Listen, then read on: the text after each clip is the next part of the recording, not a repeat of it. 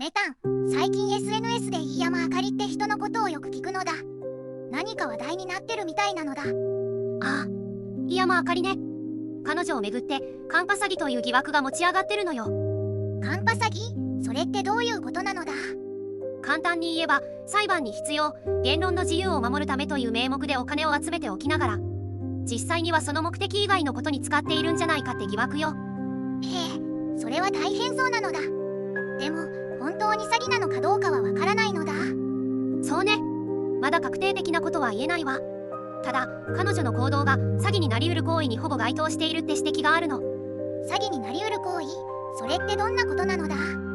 例えば、集めたお金の使途が不明確だったり、活動内容の報告をしていなかったり、あとは返金を求められても応じないっていう話もあるわ。なるほど。でもそんなことをしたら信用を失うと思うのだ。なぜそんなことをするのだ？そこが問題なのよ。彼女は YouTuber として活動してるんだけど、この騒動で注目を集めることで結果的に自分のチャンネルの視聴者を増やしてるって見方もあるわ。そんな悪いことをして得をするなんておかしいのだ。そうよね。でも彼女を支持する人たちもいるのよ。特に高齢者の中には彼女の主張を信じきってる人もいるみたい。高齢者が騙されているのだ。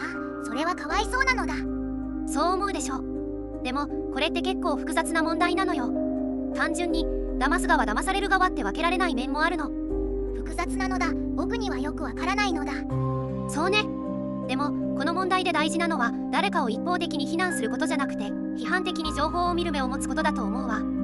批判的に見るってどういうことなのだ？例えば、誰かがお金を集めてるとき、その目的は何か、どう使われるのか、ちゃんと説明されてるかを確認すること。あと、その人の過去の言動と矛盾してないかもチェックするの。なるほど。でもそんなの難しそうなのだ。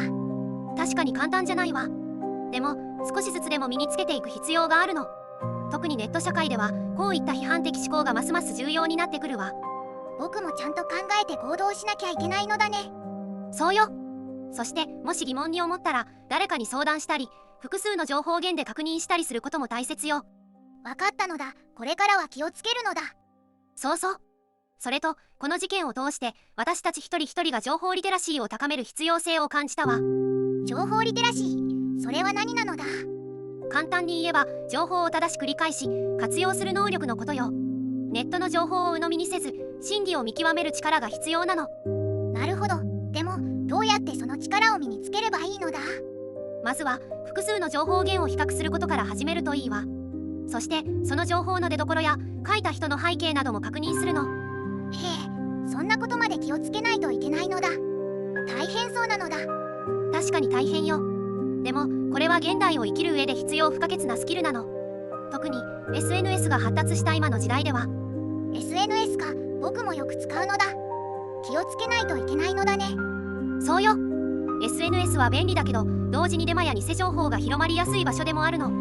だから投稿する側も見る側も責任を持つ必要があるわ。なるほど。僕も気をつけるのだ。でももし間違った情報を信じちゃったらどうすればいいのだ？いい質問ね。